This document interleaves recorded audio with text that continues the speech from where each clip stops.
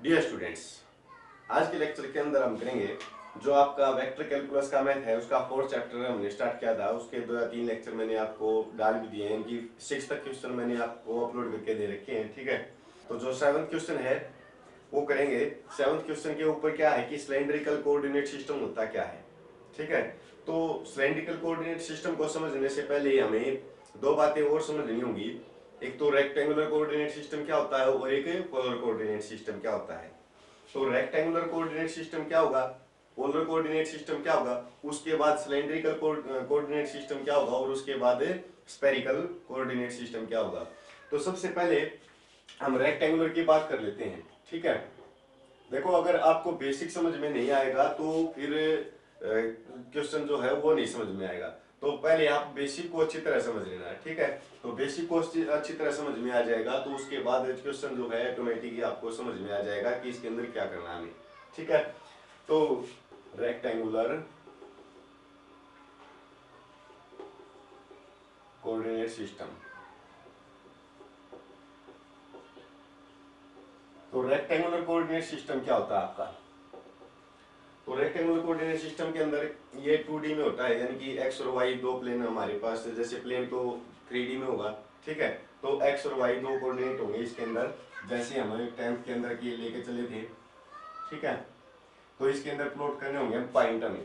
तो कैसे point plot करते हैं हम, जैसे आपको 10th के अंदर ग्राफ देखा था। ठीक है, तो ग्राफ की फॉर्म के अंदर हमारे पास ये मिलेगा, जैसे इस तरह से। ठीक है, इस तरह से हमें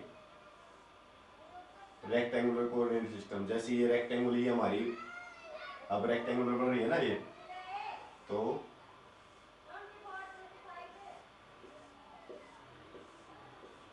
इस तरह से ये आपका x है, ये y है। ठीक है, x कोऑर्डिनेट और y कोऑर्डिनेट। अभी आपकी रेक्टेंगल बनी हुई है, तो इस रेक्टेंगुलर में नीचे भी हो सकता है, ये नीचे भी साइड भी, यानी कि ग्राफ की जो शेप होती है, मैं सिर्फ यहाँ सिखा रहा हूँ, आपको बता रहा हूँ। इसके अंदर यहाँ भी हो सकता है, वो यहाँ भी, यहाँ भी। ठीक है, तो इसके अंदर क्या होता है कि हमें प्लॉट इसके पॉइंट प्लॉट करने होते हैं। ठीक है, कैसे प्लॉट करने होते हैं, यानी कि पॉइंट फाइंड करने होते हैं। जैसे मैं यहाँ पर ये पॉइंट है, ठीक है, ये पॉइंट फाइंड करना है। तो ये पॉइंट हम कैसे फाइंड करेंगे, तो ये तो आपके पास एक्स एक्सिस है, ये वाई एक्सिस है। तो यहाँ पर मैं 1 2 3 4 5 6 7 8, ठीक है, तो इस तरह लिख देता हूँ। यहाँ भी 1 2 3 4 5 6 7 8 9 10। ठीक है, अब हमें ये पॉइंट फाइंड करना है। तो ये पॉइंट देखो, एक्स एक्सिस के ऊपर कितना है, 6 है, और वाई एक्सिस के ऊपर 7 है, यानी कि इस पॉइंट को मैं 6 और 7 लिख सकता हूँ। 6 7 आ जाएगा ये। कहीं और भी फाइंड करना हो हमें, जैसे ये पॉइंट फाइंड करना है, तो ये पॉइंट क्या है आपका, x की जगह पर तो आपकी बार 3 है और y की जगह पर भी 3 है, यानी कि 3 3 आ जाएगा ये पॉइंट आपका। ठीक है, या फिर कोई जरूरी नहीं है कि जहां पर ये आपस में कट कर रहे हो वही पॉइंट फाइंड करने हो। हमें ये भी पता करना पड़ सकता है कि ये पॉइंट बताओ ये क्या है, इसकी वैल्यू, यानी कि इसका इसको प्लॉट करेंगे तो इसके पॉइंट क्या आएंगे। ठीक है, तो इनके अंदर गैप होता है हमारा। आपको पता होगा कि जैसे स्केल के अंदर आपने देखा है कि 1 2 3 4 5 ऐसे 5 5 नंबर होते हैं इनके बीच में। ठीक है, तो इधर इस साइड भी 1 2 3 4 5, और अगर मैं इसको देखूंगा तो ये किसकी सीध में आ रहा है हमारा। ठीक है, तो वो पॉइंट ले लेंगे एक्स एक्सिस का और वाई एक्सिस का भी वही पॉइंट ले लेंगे। यानी कि रेक्टेंगुलर कोऑर्डिनेट सिस्टम के अंदर हमें पॉइंट प्लॉट करनी है, कैसे प्लॉट करनी है वो आपको पता भी है। ठीक है, अब इसी के ऊपर जो है हम करेंगे पोलर कोऑर्डिनेट सिस्टम। ठीक है, रेक्टेंगुलर कोऑर्डिनेट सिस्टम के अंदर अगर हमें पॉइंट फाइंड करने हो तो कैसे फाइंड करते हैं। पोलर कोऑर्डिनेट के अंदर क्या करना होता है हमें, पोलर कोऑर्डिनेट सिस्टम, तो पोलर कोऑर्डिनेट सिस्टम के अंदर क्या होता है, इसके अंदर भी हमें वही दो एक्सिस मिलेंगे और उन्हीं के ऊपर हमें पॉइंट प्लॉट करने होंगे। तो जैसे मैं दो आपके पास ये लेके चलता हूँ। ठीक है, ये आपका एक्स एक्सिस है, ये वाई एक्सिस है। लेकिन इसके अंदर क्या है, इसके अंदर मान के चलते हैं हम, हमारे पास कोई पॉइंट ये है। अब हमें ये पॉइंट फाइंड करना है। अगर रेक्टेंगुलर शेप में फाइंड करना है तो आप जो है फाइंड कर सकते हो इस तरह से। ठीक है, एक्स और वाई की वैल्यू कैसे फाइंड करेंगे।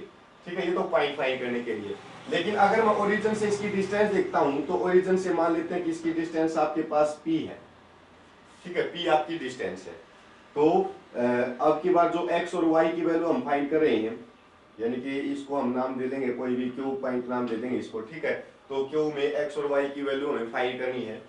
तो P तो आपकी डिस्टेंस है, और ये जो डिस्टेंस है ये हमारी एंगल कितने का जो क्रिएट कर रही है, ठीक है। एंगल इस साइड से देखें, क्योंकि एक्स एक्सिस से ये एंगल को हम लेके चलेंगे एक्स से वाई की तरफ, ठीक है, वाई से इस तरफ, यानी कि इस डायरेक्शन में हम जो है इसको सर्कुलेट करेंगे, घुमाएंगे। तो ये आपका जो है एंगल हमें ये लेके चलना है, ठीक है। अब ये एंगल मान लेते हैं कि थीटा है आपका, ठीक है। तो x और y की वैल्यू अगर हम फाइंड करेंगे तो हम इसको कैसे लिखेंगे, तो p तो आपकी डिस्टेंस है, तो p, ठीक है, और थीटा आपका एंगल बना हुआ है, ये आ जाएगा, ठीक है। इसका हम यूज करेंगे सिलेंड्रिकल कोऑर्डिनेट सिस्टम के अंदर, इसलिए मैं आपको पोलर कोऑर्डिनेट सिस्टम बता रहा हूं पहले। तो p और थीटा का यूज हम करेंगे इसके अंदर। अब p क्या थीटा क्या है, इनको कैसे हमें जो है सिलेंड्रिकल के अंदर इसका यूज करेंगे। अब ये आपके पास है, अगर मैं इसको लेके चलूं तो ये y की, देखो ये y का एक्सिस है ना, तो इसको y एक्सिस या इसको x एक्सिस बोल सकते हैं हम। ये आपके पास y एक्सिस हो जाएगा, ये x एक्सिस है आपका, ठीक है, x और y ये है आपके पास।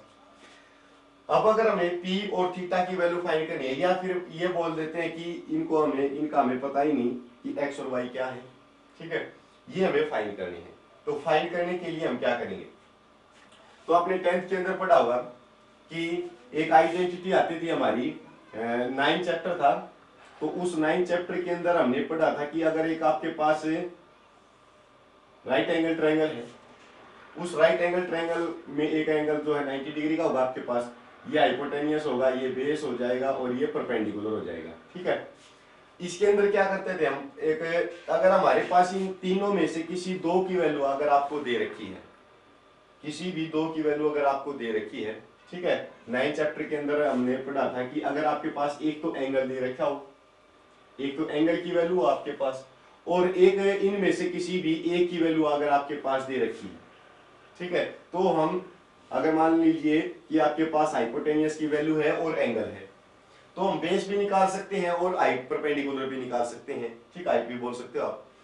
तो अगर आपके पास मान लीजिए कि बेस की वैल्यू है और एंगल दे रखा है, तो हम हाइपोटेनियस भी निकाल सकते हैं और परपेंडिकुलर भी निकाल सकते हैं। यहाँ से कैसे निकालते थे, उसके लिए हम आइडेंटिटी का यूज करते थे, क्या थी हमारी, कि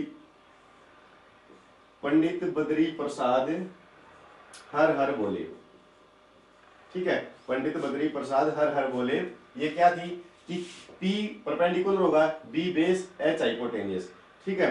तो अगर P बाई H अगर आपके पास मिलता है तो हम उसको बोलते थे साइन, B बाई H यानी कि बेस बाई हाइपोटेनियस था तो उसको बोलते थे कोस, P बाई H था तो वो टेन हो जाएगा, इसका अगर उल्टा कर देंगे तो कोट हो जाएगा, इसका उल्टा करेंगे तो सीकेंट हो जाएगा, और ये कोसिकेंट हो जाएगा आपके पास, ठीक है। अब मान लीजिए कि इसी के अंदर हमारे पास एक एंगल है, इसको अगर मैं राइट एंगल ट्रायंगल देखता हूं, ठीक है, तो राइट एंगल ट्रायंगल मैं इसको अलग से बना देता हूं आपकी, तो ये राइट एंगल ट्रायंगल है आपकी, ठीक है।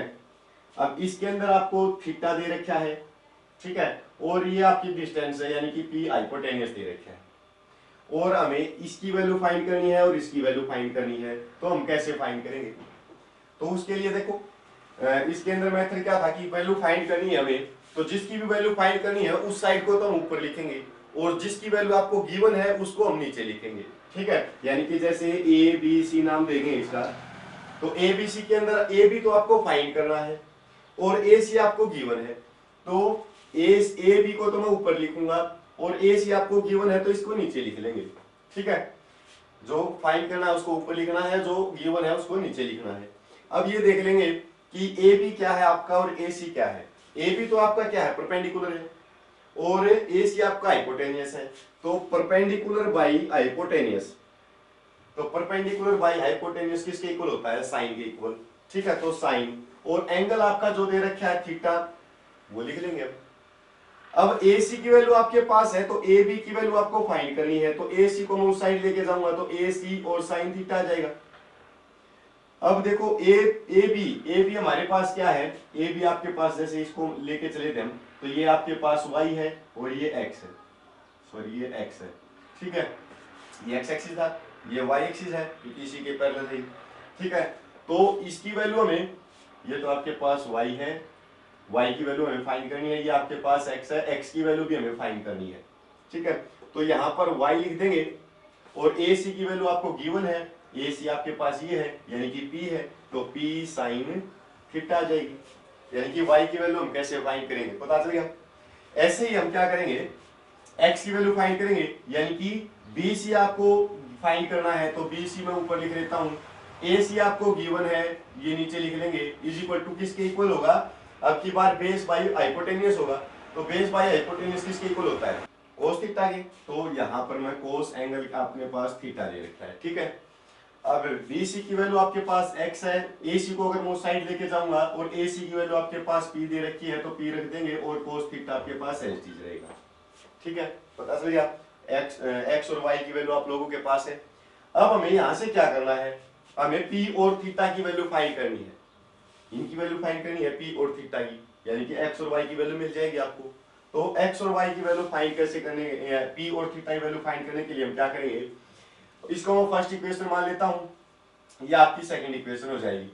अब फर्स्ट इक्वेशन में से देखो, अगर मैं फर्स्ट इक्वेशन और सेकंड इक्वेशन को दोनों का स्क्वायर कर देता हूं और फिर ऐड करेंगे, ठीक है, तो दोनों साइड में पहले स्क्वायर कर लेता हूं इनका, तो y square is equal to p square sine square, और इसको भी अगर मैं स्क्वायर करूंगा तो x square is equal to p square cos square, ठीक है। अब अगर मैं दोनों को ऐड कर देता हूं, इन दोनों इक्वेशंस को, तो इस साइड भी आपके पास हो जाएगा x square plus y square is equal to, यहां पर इन दोनों को ऐड करेंगे तो क्या हो जाएगा, पी स्क्वायर कॉमन आ जाएगा आपके पास, और अंदर बच जाएगा आपके पास sine square theta plus cos square theta.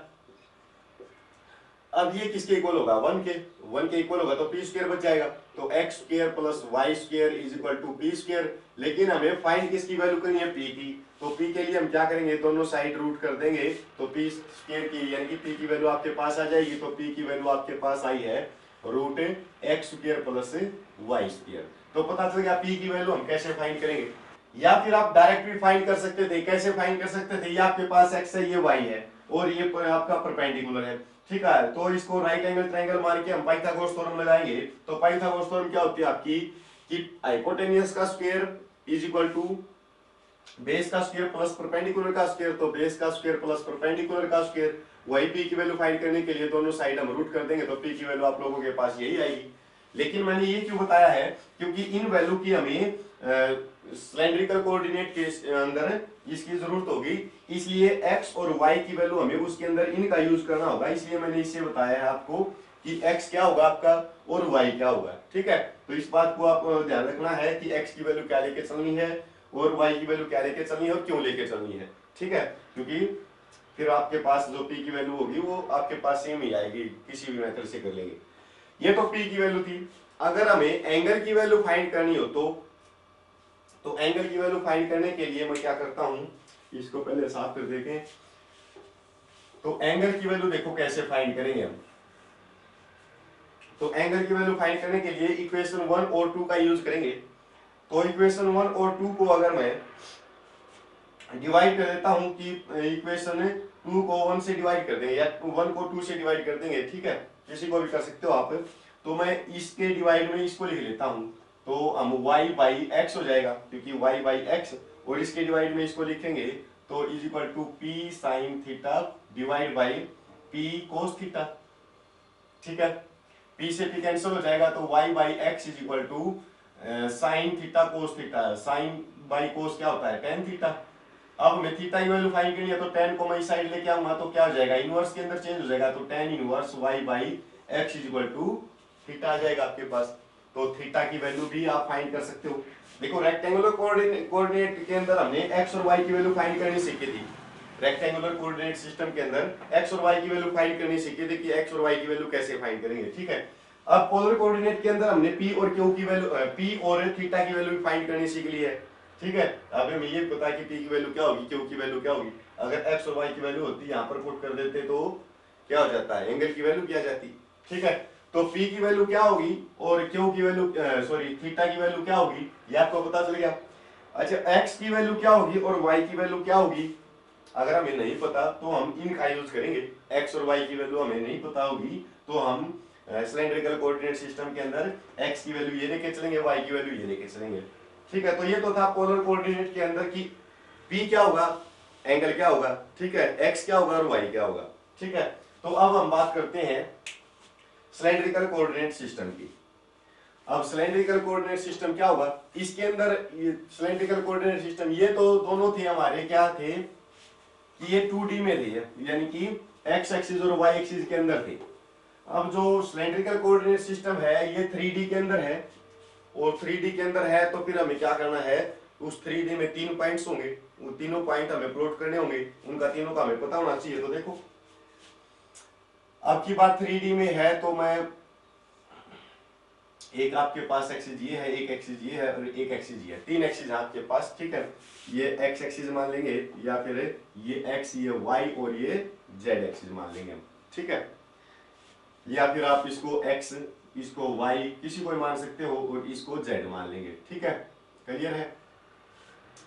अब इनके अंदर क्या है कि वही कोई पॉइंट लेके चलना है और उस पॉइंट को हमें प्लॉट करके दिखाना है कि उसके जो पॉइंट्स होंगे वो क्या क्या होंगे, ठीक है। एक्स वाई जेड, जैसे अगर मैं कोई पॉइंट लेता हूं, मान लो यहाँ पर मैं कोई पॉइंट लेके चलता हूँ, ठीक है, ये पॉइंट है हमारा। एक्स वाई जेड की वैल्यू यहाँ पर कुछ ना कुछ तो हमें मिलेगी, एक्स की वैल्यू मिलेगी, वाई की वैल्यू मिलेगी और जेड की वैल्यू मिलेगी हमें, ठीक है।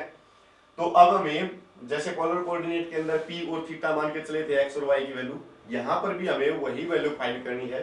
तो उसके लिए देखो क्या करेंगे हम, इसके अंदर वैल्यू होती है हमारी कि जो हमारी डिस्टेंस है यहां से लेकर यहां तक की जो डिस्टेंस है, ठीक है, उसको मैं पी मान लेता हूं, ये हो जाएगी आपकी। और जो हमारे पास एंगल मिलेगा, इसके साथ एंगल जो होगा हमारे पास, उस एंगल को मैं फाई मान लेता हूं, या थीटा जो भी मान सकते हो आप, ठीक है, फाई मान लेंगे।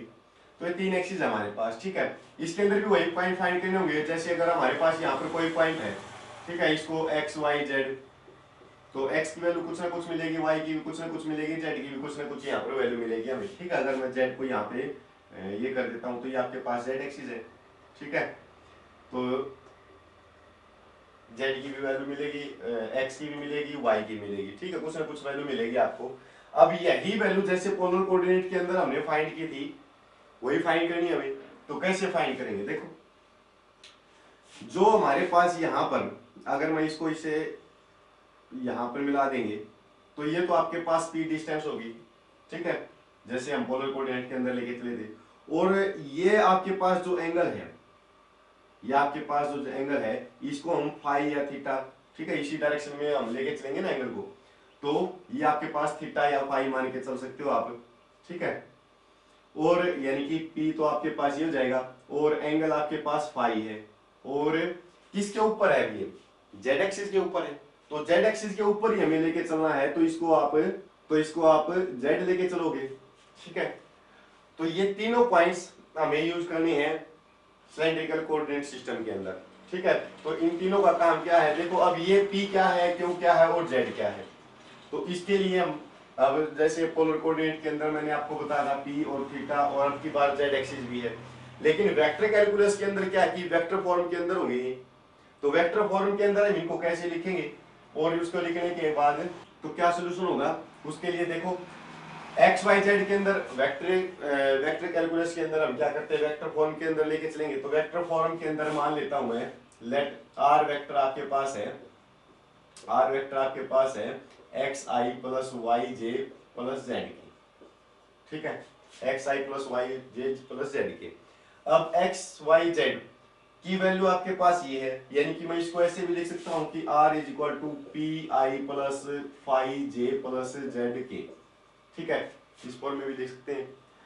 अब p की वैल्यू क्या होगी आपके पास, यानी कि x की वैल्यू p के अलोन क्या होगी, ठीक है। पिछले जैसे पोलर कोऑर्डिनेट के अंदर आपने लिया था कि x की वैल्यू p के अंदर क्या थी हमारी, तो हम लेके चले थे p की वैल्यू, x की वैल्यू p के अंदर, तो p कोस थीटा लेके चले थे हम, ठीक है। अब की बार फाई है तो फाई के अंदर लेके चलेंगे, क्योंकि एंगल फाई का मान के चले हम, तो p कोस फाई हो जाएगा। y की वैल्यू क्या लेके चले थे हम, y की वैल्यू हम लेके चले थे p साइन फाई, ठीक है। आप लोगों ने पोलर कोऑर्डिनेट के अंदर निकाली थी ये वैल्यू, कैसे आई थी। तो अगर मैं इसकी वैल्यू यहां पर पुट कर देता हूं तो r वेक्टर आपके पास क्या आ जाएगा, यह आ जाएगा p cos phi i plus phi की जगह पर y की जगह पर देखो x की जगह पर यह आया है, y की जगह पर अब की बार यह आ जाएगा p sign phi j plus ये आपके पास जेड एक्सिस के ऊपर है तो ये एज चीज रहेगा। ठीक है, तो ये आपके पास आर वेक्टर आया है। तो ये आर वेक्टर कहां से आया है, कैसे आया है, पता चल गया। अब इसी का यूज करना है हमें किसके अंदर, जो आपका 7th क्वेश्चन है उसी के अंदर इसका यूज करेंगे हम। ठीक है, पता चल गया ये कहां से आया है, क्यों आया है। तो ये तो आपका आर वेक्टर है। अब आर वेक्टर है तो मैं इसको थोड़ा सा और वेरीफाई कर देता हूं आपके लिए। अब सिलेंडर कोऑर्डिनेट सिस्टम के ऊपर आ जाते हैं कि अगर मैं मान लो यहां पर इसको सिलेंडर के रूप में बना देता हूं। ठीक है, अगर ये आपके पास यहां पर ले लेते हैं कि अगर आपके पास कोई सिलेंडर दे रखा है, ठीक है, ये आपके पास एक सिलेंडर है, ठीक है, तो ये सिलेंडर की फॉर्म में है क्या, ठीक है आपका। अब देखो ये आपके पास हो जाएगा जेड एक्सिस, ठीक है, ये आपका जेड एक्सिस है, जैसे इस फॉर्म के अंदर लेके चलिए हम, तो ये जेड एक्सिस है आपका। ठीक है, ये भी हमारा जेड एक्सिस है। अब ये आपके पास हो जाएगा कि ये आपका वाई एक्सिस है, वाई एक्सिस है, ठीक है। और ये भी अगर मैं ये पॉइंट लेके चलूं इसके अंदर, तो यहां पर मान लीजिए ये कोई पॉइंट है आपका, ठीक है, पी इसकी डिस्टेंस है, ये आपके पास एंगल दे रखा है, तो ये पॉइंट क्या होगा, ठीक है। इसी तरह हम यहां भी ये हो जाएगा, ठीक है। और इसका अगर हम पॉइंट लेके चलेंगे, तो इसका अगर हम पॉइंट लेके चलेंगे तो ये आपके पास इसका पॉइंट आ जाएगा, ठीक है। अगर मैं इसको मिला देता हूं तो ये है। अब सिलेंड्रिकल ये आपकी इसकी इमेज होगी, ठीक है, जैसे आपके बुक के अंदर दे रखा है, ये इसकी इमेज हो जाएगी। अब ये पॉइंट्स है, ये पॉइंट हमें पता करने हैं। तो देखो ये आपके पास तो है, देखो इसको तो हम बोलते हैं, जो ये लाइन है इसको तो हम बोलते हैं कि ये यूनिट वेक्टर है आपका, ये यूनिट वेक्टर है। और इस यूनिट वेक्टर के ऊपर हमारे पास एक कोई भी ई यूनिट वेक्टर ले लेंगे हम, ठीक है, एक ई यूनिट वेक्टर लेके चलना है हमें, ठीक है। ई यूनिट वेक्टर क्या लेके चलेंगे, तो ई क्या है, तो देखो ई से डिनोट करेंगे हम, जैसे ये आपके पास जेड एक्सिस के ऊपर है तो इसको ई जेड से डिनोट करेंगे हम। कहीं पर भी देख लेंगे तो जेड एक्सिस के ऊपर ही आएगा हमारे पास ये, ठीक है, तो ई जेड नाम दे देंगे इसको। और जो ये एंगल बना हुआ हमारा, ये एंगल, तो इस एंगल को हम ई फाई के नाम से डिनोट कर देंगे कि ई फाई एंगल आपका ये है। और जो ये लाइन है आपकी, ये लाइन जो है यहां से यहां तक पी है, तो इस लाइन को हम ई पी के नाम से डिनोट कर देंगे कि पी डिस्टेंस है इसकी, ठीक है। तो अब आपके पास जो यूनिट वेक्टर होगा, या जो आप वेक्टर लेके चलोगे, क्या लेके चलोगे कि ई पी आई प्लस ई फाई जे और प्लस ई जेड के, ठीक है।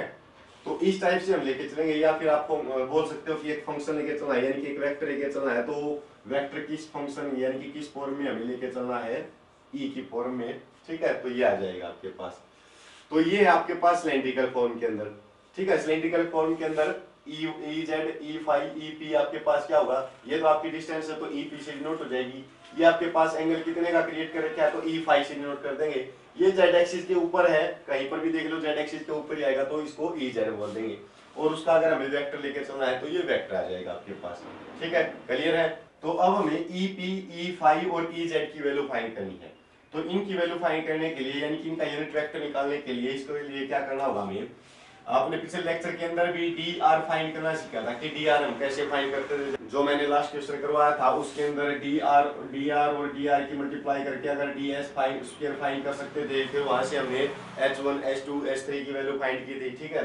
तो ऐसे ही डी आर की वैल्यू फाइंड करनी है, अब की बार पी फाई और जेड के रिस्पेक्ट में करनी है हमें, ठीक है। तो मैं इसको लिख सकता हूँ कि करली आर बाई करली पी, और मल्टीप्लाई में भी करली पी लिख देंगे आई, ठीक है, क्योंकि पी के अंदर है आई, प्लस अब की बार फाई के अंदर है तो करली आर बाई करली फाई, और जे हो जाएगा करली फाई जे हो जाएगा आपके पास, ठीक है, प्लस थर्ड आपके पास जेड के अंदर तो curly z by curly phi, sorry curly r by curly z, और करली जेड जे के हो जाएगा आपके पास, ठीक है। तो ये हमें फाइंड करना है। अगर करली आर बाई करली पी की वैल्यू आपके पास आ जाती है तो ई पी की वैल्यू हम, यानी कि ई पी का यूनिट वेक्टर हम फाइंड कर सकते हैं। तो देखो, तो पहले करली आर बाई करली पी की वैल्यू फाइंड कर लेता हूं मैं। तो क्या होगी, यानी कि आर का derivative with respect to p करना, हमें पार्शियली डेरिवेटिव करना है, तो पी कोस फाइव आई तो कांस्टेंट रह जाएगा आपके पास, तो कोस फाइव और आई तो कांस्टेंट है, पी का डेरिवेटिव 1 हो जाएगा, प्लस यहां भी पी का डेरिवेटिव 1 तो साइन फाइव और जे आपके पास कांस्टेंट है, एच डी रहेगा। इसके अंदर पी है ही नहीं तो इसका मतलब ये कांस्टेंट है और इसका डेरिवेटिव 0 हो जाएगा। ये तो आपके पास कर ली आर बाई कर ली पी की वैल्यू आ गई, ठीक है। अब हमें कर ली आर बाई कर ली फाइव की वैल्यू फाइंड करनी है, ठीक है। तो कर ली आर बाई कर ली फाइव की वैल्यू, इसकी वैल्यू फाइंड करने के लिए अब की बार आर का डेरिवेटिव फाइव के रिस्पेक्ट में करेंगे, तो फाइव के रिस्पेक्ट में करेंगे तो क्या आ जाएगा आपके पास, देखो तो कोस का तो करेंगे तो माइनस का साइन फाइव आ जाएगा, ठीक है, माइनस का साइन फाइव। अब पी आपके पास कांस्टेंट है और जे आई भी आपके पास एच डी रहेगा, प्लस अब की बार पी एच डी रहेगा, फिर साइन फाइव का करेंगे तो कोस फाइव हो जाएगा, तो कोस फाइव, ठीक है, जी आ जाएगा। और इसके अंदर तो हमारे पास फाइव है ही नहीं तो इसका मतलब इसका डेरिवेटिव 0 हो जाएगा, ठीक है। अब जेड के रिस्पेक्ट में करेंगे यानी कि कर ली आर बाई कर ली जेड, तो कर ली आर बाई कर ली जेड करेंगे तो ये भी 0 हो जाएगा, ये भी 0 हो जाएगा और ये आपके पास 1 आ जाएगा, तो के बच जाएगा आपके पास, ठीक है। तो इन तीनों की वैल्यू पता चलेगी कैसे निकाली है, यानी कि आर का डेरिवेटिव निकाल लिया, एक बार तो पी के रिस्पेक्ट में, एक बार फाइव के रिस्पेक्ट में और एक बार जेड के रिस्पेक्ट में, क्योंकि हमें ई पी ई फाइव और ई जेड की वैल्यू फाइंड करनी थी, यानी कि इस कोऑर्डिनेट की, इस कोऑर्डिनेट की और इस कोऑर्डिनेट की, यानी कि यहाँ पर जो हमारे पास नॉर्मल है, प्लेन है, उस प्लेन का हमें वेक्टर फाइंड करना है, वेक्टर फॉर्म के अंदर फाइंड करना है, तो उसके लिए हमें इनकी वैल्यू फाइंड करनी थी, ठीक है। तो देखो ई पी, अब हमें ई पी फाइंड करना है, तो ई पी फाइंड करने के लिए हम क्या करते हैं, ई पी का यूनिट वेक्टर, तो ई पी का यूनिट वेक्टर फाइंड करेंगे तो इसको हम क्या बोलते हैं, इसको बोलते हैं tangent vector, tangent vector P कराओ, ठीक है। तो पी कराओ का हम इसको टेंजेंट वेक्टर बोलते हैं और इसको फाई कराओ का, ठीक है, तो टेंजेंट वेक्टर फाई कराओ, ठीक है, तो फाई कराओ का टेंजेंट वेक्टर हो जाएगा। और इसको हम क्या बोलेंगे, tangent vector, tangent vector Z करो, ठीक है। तो जेड करो का जो होगा, क्योंकि ई फाई क्या होगा आपका, ई पी क्या होगा, ये आपके पास है पी करो का जो जो हमारे पास ये करो है, क्योंकि ई पी का फाइंड कर रहे हैं तो ये जो करो है पी के ऊपर ही हम इसको देखेंगे, तो जो हमारे पास इसकी टेंजेंट होगी करो की वो वेक्टर के अंदर क्या होगी हमारी, ठीक है। यानी कि ई पी को अगर हम देखें तो ई पी का यूनिट वेक्टर फाइंड करना है, तो टेंजेंट आपके पास पी के अंदर है, ठीक है। तो इसका यूनिट वेक्टर फाइंड करने के लिए हम क्या करते हैं, ये वेक्टर डिवाइड बाई इसका यूनिट वेक्टर, यानी कि इसका आइडेंटिटी मान सकते हो आपकी कर ली आर बाई कर ली P divide by magnitude of कर ली आर बाई कर ली पी, ठीक है।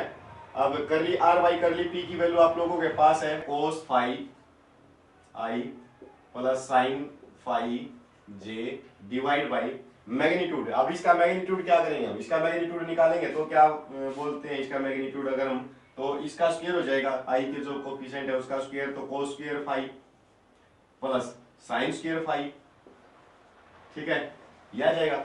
अब इसका रूट करेंगे तो 1 हो जाएगा, ठीक है। मैग्नीट्यूड के अंदर हम क्या करते हैं कि x square plus y square उसका रूट हो जाएगा, तो ये 1 के इक्वल होगा और 1 का रूट करेंगे तो 1 आ जाएगा, यानी कि ये वैल्यू आ जाएगी आपके पास कोस five I plus sine five जे, ठीक है।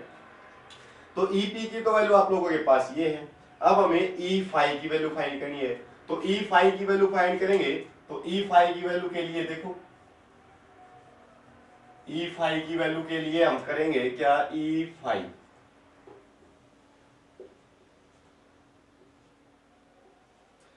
तो ई फाइव की वैल्यू फाइंड करनी है, तो जो हमारे पास 5 का डेरिवेटिव आया है, यानी कि इसकी आइडेंटिटी क्या होगी कि कर ली आर बाई कर ली फाइव डिवाइड बाई कर ली आर बाई कर ली फाइव का मैग्नीट्यूड हो जाएगा आपके पास, ठीक है। तो इसकी वैल्यू तो आपके पास है ये, तो माइनस का P sine five I plus P cos five जे, ठीक है, डिवाइड बाई, अब इसका मैग्नीट्यूड करेंगे तो क्या आ जाएगा आपके पास, देखो अगर मैं चलो करके दिखा देता हूं, अगर मैं इसका स्क्वायर करूंगा अलग से निकालेंगे, तो इसका स्क्वायर करेंगे तो पी स्क्वायर साइन स्क्वायर हो जाएगा प्लस यहां भी पी स्क्वायर कोस स्क्वायर हो जाएगा। अगर मैं पी स्क्वायर को कॉमन निकाल लेता हूं और स्क्वायर को रूट से बाहर निकालूंगा तो पी आ जाएगा, और रूट के अंदर आपके पास क्या बच जाएगा, ये 1 हो जाएगा, 1 का रूट 1 होता है आपके पास, तो p बच जाएगा आपके पास। तो यहाँ पर मैं p से डिवाइड कर देता हूँ, p ऊपर से कॉमन निकाल के हम इसको कैंसिल कर सकते हैं, तो e फाई की वैल्यू आप लोगों के पास क्या आ जाएगी, यूनिट वेक्टर हम निकाल रहे हैं तो p से p कैंसिल हो जाएगा, तो माइनस का sine phi i plus cos phi j, ठीक है, यही आ जाएगी आपके पास, p तो कैंसिल हो जाएगा। तो ये था आपके पास e फाई की वैल्यू। अब हमें e z की वैल्यू फाइंड करनी है। अब e z आपके पास क्या है, k है। अब हमें क्या करना है, इसका यूनिट वेक्टर फाइंड करना है, तो ये वेक्टर डिवाइड में इसका मैग्नीट्यूड, तो k बाई k का मैग्नीट्यूड करेंगे तो क्या है, k की यूनिट वेक्टर होता है, क्योंकि इनके ऊपर कैप लगी होती है, इनके ऊपर, ठीक है, जिसके ऊपर कैप होती है वो क्या होता है, यूनिट वेक्टर होता है। तो k क्या है, यूनिट वेक्टर, अगर उसका मैग्नीट्यूड हम करेंगे तो यूनिट वेक्टर का मैग्नीट्यूड हमेशा 1 आता है आपके पास, ठीक है, तो 1 लिख लेंगे, यानी कि k बच जाएगा आपके पास। तो e p की, e फाई की और e z की, इन तीनों की वैल्यू आप लोगों को पता चलेगी क्या आई है। मैं इनको अलग से लिख देता हूं ताकि क्वेश्चन के अंदर जब हम इनका यूज करेंगे तो हमें पता चल जाए कि ई पी की, ई फाई की और ई जेड की वैल्यू क्या है, ठीक है। तो मैं इसको साफ कर देता हूं इस साइड से और फिर इन वैल्यू को हम लिख लेंगे। तो ये वैल्यू है ई पी की, यानी कि ई पी की आपके पास वैल्यू आई है कोस phi i plus sine phi जे, और ई फाई की वैल्यू आप लोगों के पास आई है माइनस का sine phi i plus cos phi जे, और ई जेड की वैल्यू आप लोगों के पास आई है के, ठीक है। तो ये तो था आपका बेसिक कि ये ई पी ई फाई यानी कि सिलेंडर कोऑर्डिनेट सिस्टम क्या होता है। अब इसका जो 7th क्वेश्चन है वो आप कर सकते हो, तो उसके लिए देखो स्टेटमेंट के अंदर क्या दे रखा है और उसको हम कैसे सोल्व करेंगे। तो मैथ के अंदर आपके पास दे रखा है स्टेटमेंट है, तो स्टेटमेंट दे रखी है आपको एक्सप्रेस जेड आई माइनस, ये दे रखा है कि z i minus 2x j plus y k in cylindrical coordinates, यानी कि सिलेंड्रिकल कोऑर्डिनेट्स के अंदर जो है इसको चेंज करके हमें लिखना है।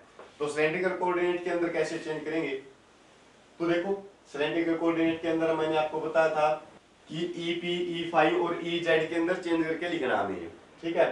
तो ई पी ई फाई और ई जेड के अंदर चेंज करने के लिए हम क्या करते हैं, हमें पता है कि ये तीनों वैल्यू आपके पास होती हैं, ठीक है। तो मैं यहाँ पर लिख देता हूँ वी नो दैट ये तीनों वैल्यू, तो ई पी की वैल्यू आप लोगों के पास cos phi i plus sine phi जे, और ई क्यू फाई की वैल्यू आप लोगों के पास है माइनस का sine phi i plus cos phi जे, और इसको भी हम लिख लेंगे e z is equal to k. अब अगर मैं इन दोनों को सोल्व कर लेता हूं, ई पी और ई फाई को, इनको सोल्व करने के लिए अगर मैं यहाँ से आई की वैल्यू फाइंड कर लेता हूँ, यहाँ पर पुट कर देंगे, जे की वैल्यू फाइंड कर लेंगे, यहाँ पर पुट कर देंगे, के की वैल्यू आप लोगों के पास है ही, क्योंकि सिलेंड्रिकल कोऑर्डिनेट के अंदर चेंज करने के लिए हमें इनकी वैल्यू, इनका अंदर जो है आंसर को लिखना होगा, ई पी ई फाई और ई जेड के अंदर लिखना होगा, ठीक है। तो मैं आई की वैल्यू, जे की वैल्यू और के की वैल्यू यहाँ फाइंड करके यहाँ पे रख देता हूँ, जेड की, एक्स की और वाई की वैल्यू भी, ठीक है, और वो इनके अंदर हमें लेके आनी है। तो देखो कैसे करेंगे, तो ये तीनों वैल्यू आपको पता है, तो मैं यहाँ से आई की वैल्यू फाइंड कर लेता हूँ। आई की वैल्यू फाइंड करेंगे तो जे को कैंसिल करना होगा हमें, तो जे को कैंसिल करने के लिए अगर मैं इसकी कोस फाई से मल्टीप्लाई कर देता हूँ और इसकी साइन फाई से मल्टीप्लाई कर देंगे, तो साइन फाई कोस फाई यहाँ भी हो जाएगा, साइन फाई कोस फाई यहाँ भी हो जाएगा, जैसे आप 10th के अंदर 2 इक्वेशन सोल्व करते थे, ठीक है। तो इस पूरी इक्वेशन की तो मैं मल्टीप्लाई कर देता हूँ कोस फाई के साथ, और इस पूरी इक्वेशन की मैं साइन फाई के साथ मल्टीप्लाई कर देता हूँ, तो क्या आ जाएगा आपके पास, यहाँ तो आ जाएगा कोस फाई ई पी, या फिर ई पी को आप आगे भी लिख सकते हो, तो E P cos phi is equal to, यहाँ पर आ जाएगा cos square phi i plus यहाँ पर sine phi cos phi j हो जाएगा। इसकी साइन के साथ करेंगे तो ई फाई तो आपके पास एज इज रहेगा, तो sine phi is equal to ये आपके पास माइनस का साइन स्क्वायर फाई हो जाएगा आई प्लस ये साइन फाई और कोस फाई हो जाएगा जे। अब अगर मैं दोनों को सोल्व करता हूं तो माइनस प्लस हो जाएगा, ये माइनस हो जाएगा, यहाँ तो ई पी कोस फाई और माइनस का E phi sine phi is equal to, अगर इसमें से मैं आई को कॉमन ले लेता हूं तो आपके पास बच जाएगा cos square five plus sine square five, ठीक है। और ये आपके पास कैंसिल हो जाएगा, ये वन हो जाएगा, वन के इक्वल, तो आई बच जाएगा आपके पास, तो E P cos five minus E five sine five is equal to I. तो आई की वैल्यू तो आप लोगों के पास ये है। अब हमें जे की वैल्यू फाइंड करनी है, तो जे की वैल्यू कैसे फाइंड करेंगे? अब की बार में जे की वैल्यू फाइंड करनी है तो आई को कैंसिल कर देंगे, तो आई को कैंसिल करने के लिए साइन की मल्टीप्लाई तो इसके साथ और कोस की मल्टीप्लाई इसके साथ, ठीक है। तो यहां पर तो मैं साइन फाइव से मल्टीप्लाई कर देता हूं, यहां पर कोस फाइव से मल्टीप्लाई कर देता हूं, तो क्या आ जाएगा आपके पास, इसकी साइन से मल्टीप्लाई करेंगे तो E P sine five is equal to sine five cos five, और आई हो जाएगा प्लस ये साइन स्क्वायर फाइव हो जाएगा जे। इसकी मल्टीप्लाई हमें कोस के साथ करनी है, तो E five cos five is equal to ये आ जाएगा माइनस का sine sine five cos five और आई प्लस ये आ जाएगा कोस स्क्वायर फाइव और जे। यहाँ पर देखो ये अगर मैं ऐड करता हूं तो कैंसिल हो जाएगा, यहाँ पर आ जाएगा E P sine five plus E five cos five, ठीक है, इज इक्वल टू यहाँ पर भी देखो अगर जे को कॉमन ले लेंगे तो अंदर क्या बचेगा, sine square plus cos square और वन के इक्वल होता है, तो जे की वैल्यू आप लोगों के पास ये आ जाएगी। अब आई की वैल्यू भी है आपके पास, जे की वैल्यू भी है और के की वैल्यू भी है, तीनों वैल्यू में अगर मैं इसके अंदर पुट कर देता हूं तो क्या बन जाएगी आपकी, यानी कि जो फंक्शन होगा या फंक्शन एफ मान के चलते हैं इसको, लेट एफ बराबर है F is equal to Z I. I की वैल्यू आप लोगों के पास आई है ये, तो E P cos five minus E five sine five, और ये आई की वैल्यू है माइनस टू एक्स, और जे की वैल्यू आप लोगों के पास ये है, तो E P sine five plus E five cos five plus E Z की जगह के की जगह पर ई जेड लिख देंगे तो वाई ई जेड आ जाएगा, ठीक है।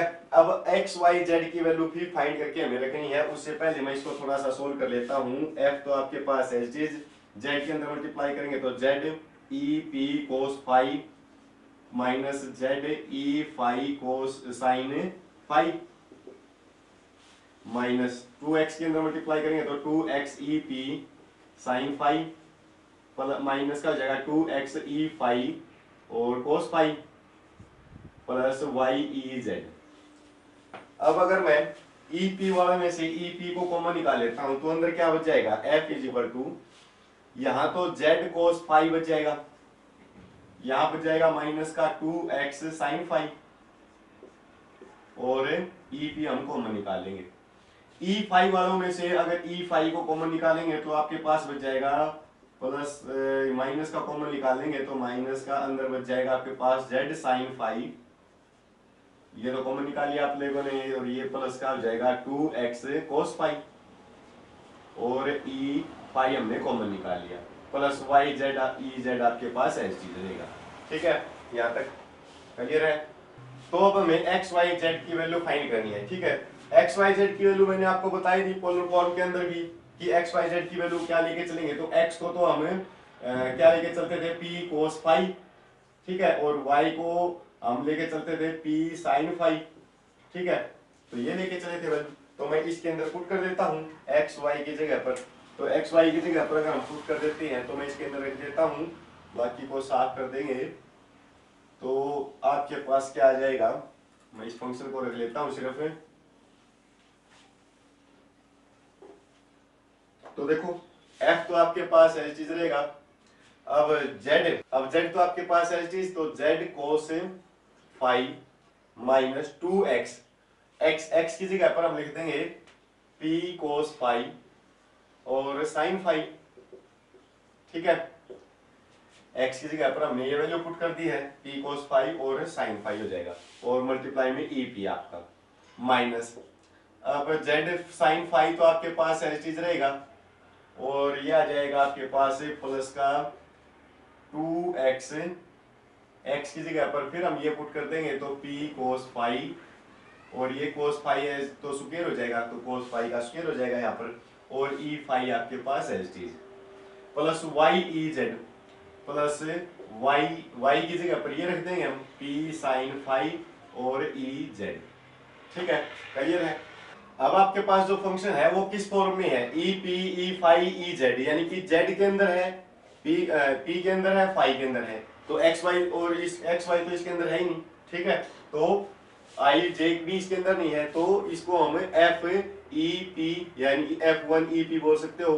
ठीक है, प्लस एफ टू ई फाई और plus F three E Z इस फॉर्म के अंदर लिख सकते हैं हम। तो F1 की वैल्यू अगर इसके साथ कंपेयर करेंगे तो F1 की वैल्यू क्या आ जाएगी आपके साथ, आपके पास Z cos phi minus 2P sin phi cos phi, या फिर आप आइडेंटिटी भी लिख सकते हो 2 sin थीटा cos थीटा। ठीक है, और F2 की वैल्यू आप लोगों के पास है माइनस का है, तो ये ध्यान रखना है, तो माइनस का Z sin phi plus 2P cos square phi. ठीक है, और F3 की वैल्यू आप लोगों के पास हो जाएगी ये P sin फाई। तो ये तीनों वैल्यू आप लोगों ने, यानी कि पूरा फंक्शन जो है वो Z के अंदर यानी कि P के अंदर, फाई के अंदर और Z के अंदर जो है आपने बना दिया है, यानी कि सिलेंड्रिकल फॉर्म के अंदर, सिलेंड्रिकल कोऑर्डिनेट सिस्टम के अंदर इसको कन्वर्ट कर दिया है आपने। ठीक है, और यही हमें कन्वर्ट करके दिखाना था, यानी कि स्टेटमेंट के अंदर बोल रखा था कि आपको कि ये जो है एक्सप्रेस करना था इन सिलेंड्रिकल कोऑर्डिनेट्स, यानी कि सिलेंड्रिकल कोऑर्डिनेट के अंदर चेंज करके दिखाना था हमें। ठीक है, पता चल गया। तो ये था आपका 7th क्वेश्चन। जो नेक्स्ट क्वेश्चन है 8th क्वेश्चन, ये भी आपको ये स्फेरिकल कोऑर्डिनेट के अंदर चेंज करके दिखाना है। ठीक है, तो पहले हम स्फेरिकल कोऑर्डिनेट का जो है बेसिक करेंगे, उसके बाद फिर जो है उसको चेंज करके दिखाएंगे। इसके ऊपर आप 10th क्वेश्चन कर सकते हो। 10th क्वेश्चन के अंदर बोल रखा है express the following vector in terms of cylindrical and spherical polar coordinate. तो सिलेंड्रिकल के ऊपर तो आप चेंज कर सकते हो, स्फेरिकल का मैं नेक्स्ट लेक्चर बताऊंगा, उसके अंदर फिर आप चेंज करके इसको लिख सकते हो। ठीक है, यानी कि अगर कोई भी क्वेश्चन आ जाता है तो उसको हमें चेंज करके दिखाना होता है, कोई भी स्टेटमेंट हो आपकी। ठीक है, तो उसको आई जे के की वैल्यू फाइंड करके, एक्स और वाई की वैल्यू आपके पास होती है। ठीक है, तो इनकी वैल्यू फाइंड करके बस वापिस इसके अंदर रखना होता है, और इस फॉर्म के अंदर क्वेश्चन को छोड़ देंगे हम। ठीक है, सिलेंड्रिकल फॉर्म के अंदर चेंज करने के लिए अगर बोल देता है कोई क्वेश्चन, तो हम इस फॉर्म यानी कि इस मेथड मैंने आपको बताया कि आई की वैल्यू कैसे फाइंड करेंगे, जे की वैल्यू कैसे फाइंड करेंगे, ठीक है, के की वैल्यू कैसे फाइंड करेंगे, एक्स और वाई की वैल्यू क्या होती है। ठीक है, तो वो वैल्यू बस हमें क्या करना होता है, पुट करनी होती है, यानी कि इस फॉर्म के अंदर उसको चेंज करना होता है। ठीक है, तो ये था आपका cylindrical coordinate system. Next lecture में हम करेंगे स्फेरिकल कोऑर्डिनेट सिस्टम, और पहले उसका बेसिक करेंगे, फिर क्वेश्चन को सोल्व करेंगे। Thank you.